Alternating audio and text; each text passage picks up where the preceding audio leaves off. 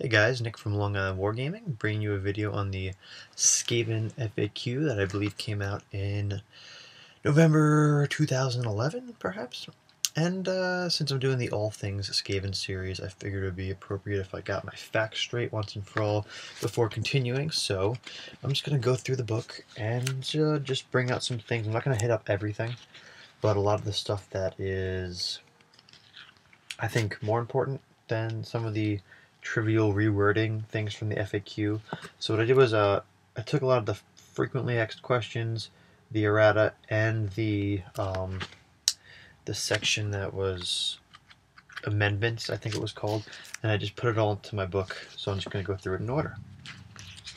So looking at page 33, the big thing with the Lord is, or the general, you just can't use his rank bonus for inspiring presence, so the wording just changed with that because it used to be 12 inches for general's leadership. Now it's inspiring presence, which means it could be 18 if you're on top of a screaming bell.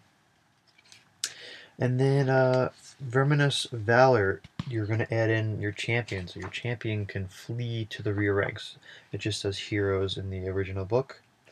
Now, with the Skaven Scavenge Pile, for poison attacks, it says the model now has poison attacks. That's what the FAQ says. The book used to say that a Rat Hound bodyguard wouldn't get it, but a tail weapon would. So I guess whatever. It just says the model has poison attacks now. So I guess that means even if you're on a Rat Ogre Bonebreaker, you get it too. I don't know. That's interesting. So it just says model has poison attacks, or the poison attack special rule. So I don't know if that just means for the hero himself or the entire model, including the Rat Hound bodyguard. So if anyone has any thoughts on that, please comment below. Let me know what you think, or if you find some clarification somewhere. Let's skip ahead. What's next? Now this is something that I knew about, but I forgot, which is pretty important and pretty cool. You delete randomization when shooting at slaves that are in combat as per the expendable rule. So, yeah, that's pretty cool. Rat Ogre Bonebreaker counts as a monstrous beast, and the Great Pox Rat counts as a war beast. What else? A lot on the Screaming Bell. So the Screaming Bell treats terrain like a chariot would, so you can refer to the core rulebook for that. Now you could have a Screaming Bell, one per unit, and that's the same thing with the Plague Furnace. I guess I didn't really realize that. I always thought that you could only have one per army, but I guess I'm wrong on that. So if you want to bring a bunch of Screaming Bells or a bunch of Plague Furnaces, by all means, go for it.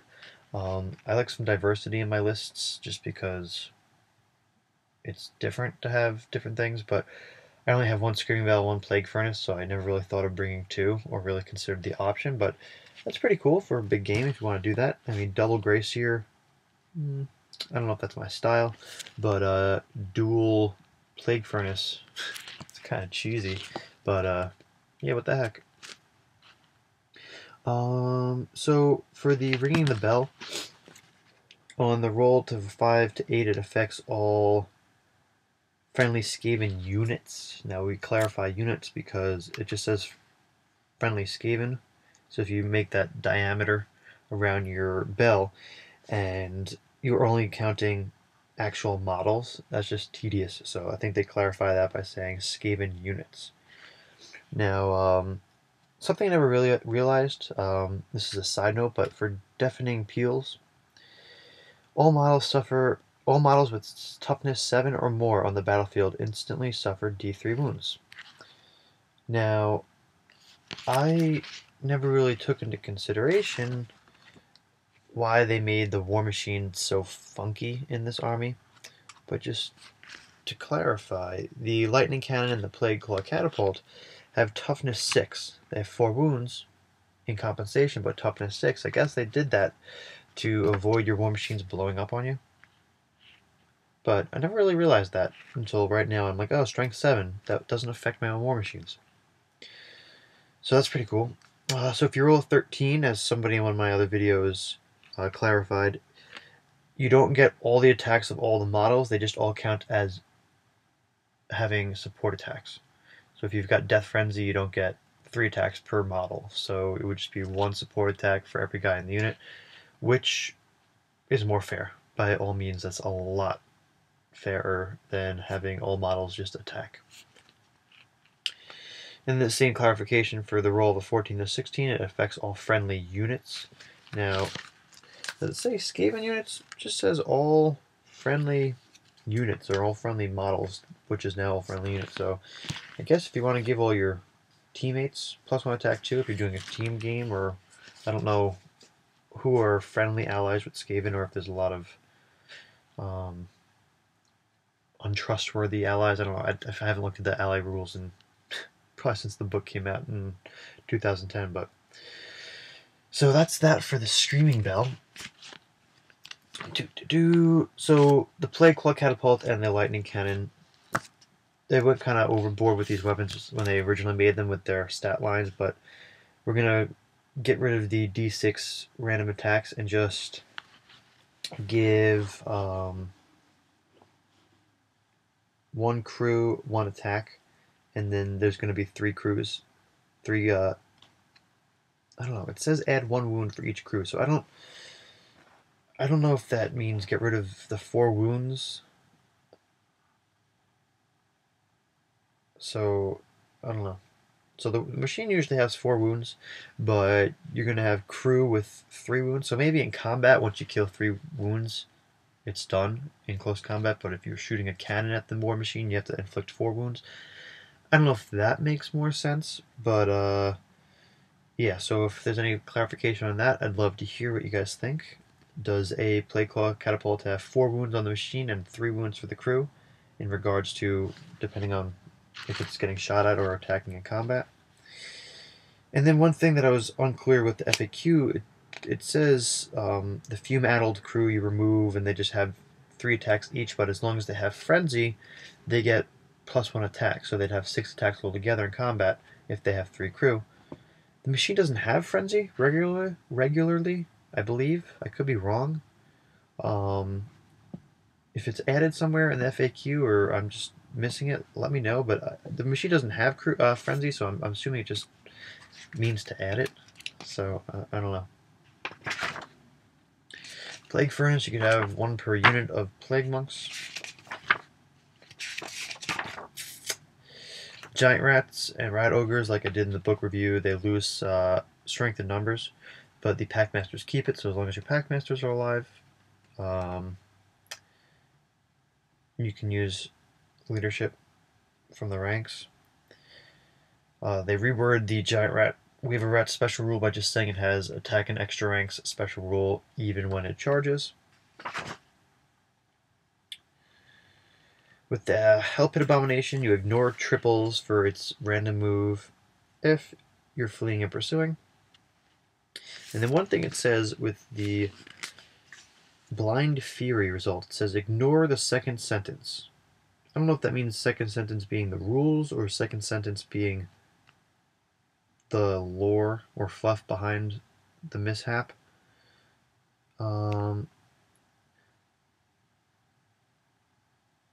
If it's for the rules, the second sentence indicates that if its random move brings it off the table edge, it comes back the next turn.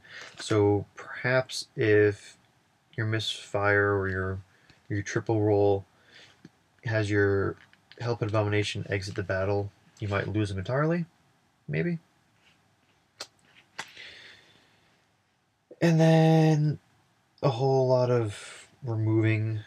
You remove an entire paragraph. So essentially, if it hits a friendly unit, it does D6 strength 6 hits. And then one thing I found kind of interesting, which I mean, I know this is a 7th edition book, but also with the FAQ, it should work with 8th edition. It says you need to be able to place the Hell Pit Abomination within or outside of 1 inch of an enemy if it's respawning. It should say 1 inch of any unit because, from what I understand, you can't have a unit within 1 inch of anything. So I don't know why that wording is the way it is in either 7th edition or the 8th edition FAQ, but whatever, not a big deal. If you throw the death globe into combat, the template, anything underneath it, is hit. It doesn't need to be randomized like the rest of the Poison Wind Globadiers need to do due to life is cheap. Nothing really on the weapon teams that stood out to me. The Warp Grinder, if for some reason the unit can't come out, it is counted as, you just need to do it again next turn. So you have to wait if it cannot be deployed. And then Warplock Giselles, you add in strength and numbers. I don't know why they didn't have it. I don't know. I mean, I guess now it's worth it because if you have a second rank of them, since you can now shoot in 2 ranks. I don't know. Doomwheel shoots even if it's fleeing. So the Warp Lightning Cannon, like I said before, the crew have 1 wound and 1 attack each now. There were some things on the special characters, but I tend to ignore them, so I apologize if special characters are what you're all about. Because I'm not about special characters. I never really ever use them. In fact, I feel like the only special character I've ever really used is Festus the Leech Lord from Warriors of Chaos, just because his regen and whatnot is pretty cool. Skaven magic, you just ignore the reroll same spells. I love that though.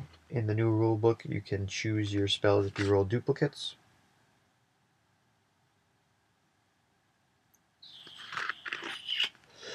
Alright, we're going to skip over the pictures. Pictures. We get to ignore an entire page. Page 97, just ignore it. I love that. Silly 8th edition. And nothing really on the roster creation. For Night Runners, it should be worded upgrade 1 Night Runner to Night Leader. It just says upgrade Night Runner to Night Leader. So that makes it sound like you gotta upgrade all of them, which would be kind of silly, but you can do that with your dwarves to do giant slayers to troll slayers or vice versa. Yeah, troll giant. So now with the magic items, there's a whole lot of clarification where multiple heroes can take the 1 item because it's either in their list as an option or I don't know, like Warplock Augmented Weapon and Weeping Blades can be taken by, I know the Warplock weapon can be taken by the Engineer, the Weeping Blade I believe can be taken by the Death Runner, I think the champion's called. And oops. And yeah, so that kind of goes with my other video that I did in response to Bane of Kree, where I feel like there'll probably be a lot of weapons available in the new book that aren't considered magic items. I mean, because I feel like a lot of this book is using these magic items because without heroes or magic items, you're just fighting with rats, and rats suck. Like your giant rats, your Skaven rats, your slave rats, your storm vermin, they're really not that great. So you need these little quirky things, you know, your risk and reward stuff to make the army work. So I don't know if they're going to have some separate bestiaries for each clan. Like maybe they'll break the book down in clans again. I don't know. Hopefully they do something like that where each clan has their own set of equipment they can take from. I don't know. I mean, this book doesn't really reflect a lot on the clans per se as, say, Warriors of Chaos do, but even more Demons of Chaos, where you have these different marks and lores. So I know I'm kind of going off topic here, but I feel like it'll be really interesting in their new book if they get like their own little breakdown for their clans and maybe special rules for each clan. I mean, I wouldn't go overboard in saying -1 to hit all pestilence, clan pestilence, kind of like Nurgle, but something a little quirky like that for each clan would be pretty cool. Just an idea throwing out there. Skaven Brew happens in the compulsory sub phase. smoke bombs, the whip, and the prod are all available to heroes multiple times. The brass orb needs line of sight. The doom rocket, which is just absolutely silly, as we all know. I love it. I always take it. Can stand and shoot. Stand and shoot. That's crazy. And honestly, that's when, I don't know, that's when you want to use it. You want to use it as a stand and shoot, I guess, if the enemy's close enough. I don't know. So that is a quick run through on the important FAQ stuff. And now I'm going to go through the question and answers, the ones that I think are important. Alright, and here were Q&As that stuck out to me and some opinions on them. Make them a little bit bigger. Are all of the model's close combat attacks magical if it is using a warplock pistol? And the answer is yes. And that's pretty interesting because, unless I remember incorrectly, pistols now, you don't shoot them in combat like you used to in previous editions, but you use it as an extra hand weapon, if I'm correct. And that extra hand weapon to count as magical is interesting, so that's pretty cool. If a character joins a unit of Skaven slaves, can you still shoot at it? No, you cannot. If a unit has its toughness increased to 7 or more, does deafening peals hit every model in the unit? That's pretty interesting because the answer is yes. But if you're fighting an army that's got some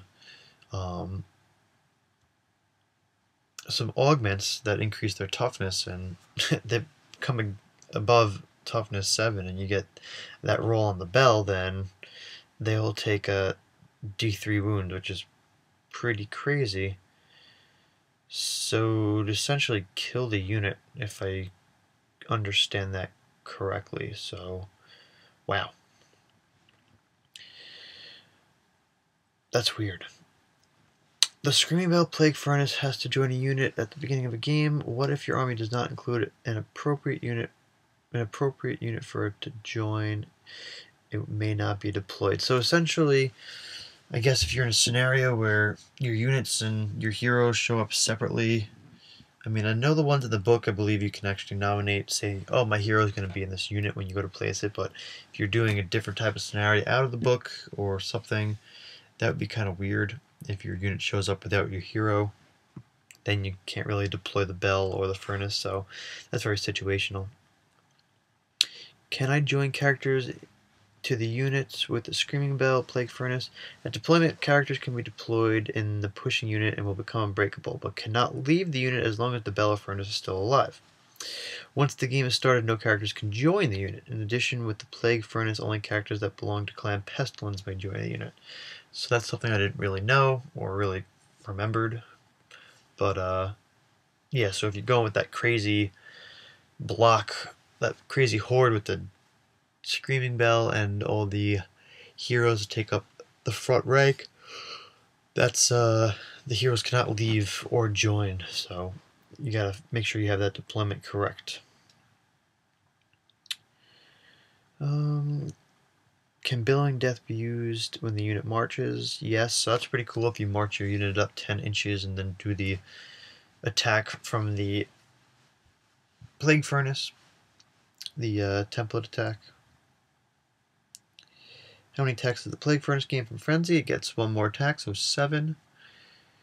When does a unit of Nightrunners make the move for Slinking Advance? So that's in the, essentially counts as a Vanguard.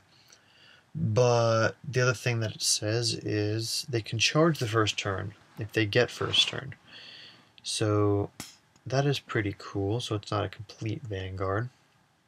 Must Master Molders be placed in the front rank as champions? They do, which I think is kind of silly. So really they're going to get killed pretty easily.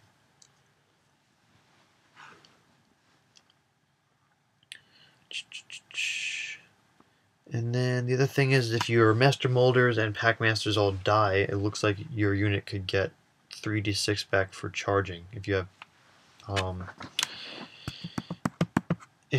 have giant rats, because I think they're considered war beasts, so I think they've got swift stride, but not with the infantry trailing behind, so.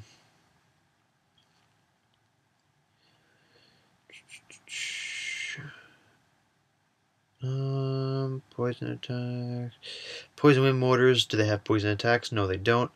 This was a debate I had with Rich back in 7th edition before there was some clarification, but it didn't actually say they were poison attacks, but if you straight up read the rules, it sounded like poison, but it doesn't act as the poison rule in the book where if you roll 6 to hit, you automatically wound.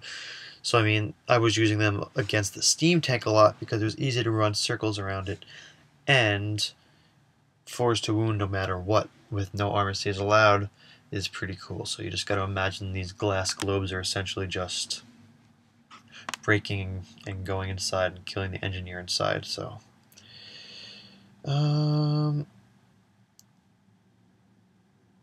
one thing that I didn't realize, I guess, with one of these Q&As is if you have a warp drill, I think that's what it's called, that's when your night runners or your gutter runners get to show up in the middle of the field. I don't know why you would ever give it to gutter runners at this point, because they can just scout wherever they want now.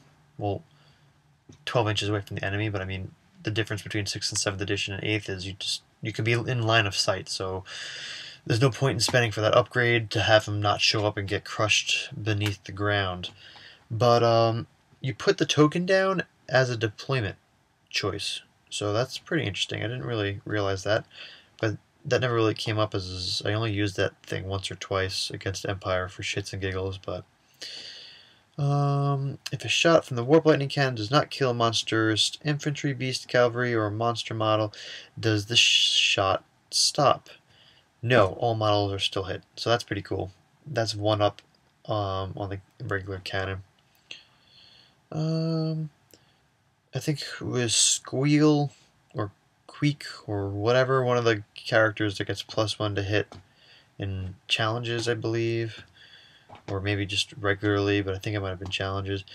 If he gets a +1 modifier and he's already hitting on 2 pluses, does he hit automatically? Yes. That's interesting. Can I cast Wither on friendly units? Yes. Why is that a yes? Let me reread that spell. I thought that's -1 toughness. The caster may choose a single unit within 12 inches, including a unit in close combat. The toughness value of all models on the unit is reduced by 1. It's reduced by -1. Isn't that kind of a double negative? I'm not good with grammar and whatnot, but isn't reduced by -1 mean +1? Wouldn't it be reduced by 1? Well, anyway. The effects last for the rest of the game, and any creatures reduced to toughness 0 are removed as casualties. Let me reread that. Can I cast Wither on friendly units? Yes. Okay. Cool. So you can cast that on your own guys if you want. I don't know why you'd want to. Yeah, I don't get it. Anyway. Next one. What happens to characters that either join or leave a unit affected by Wither? Are new models that are added to the unit by the spell, and special rules affected by the spell? Answer: all models that either join or leave the unit are affected by the spell. If a character leaves and joins another unit, he is affected by the spell, but not the unit he joins. So essentially, if you move a character into a unit affected by Wither, they lose... they get affected by it, which is interesting if you make a silly mistake. I mean, this is very unlikely, but for example, let's look. An engineer is probably only toughness 3. If he moves into a unit of, say, plague monks that have Wither on them 3 times, if you're playing an enemy Skaven, I guess he would automatically die? I don't know. That's interesting.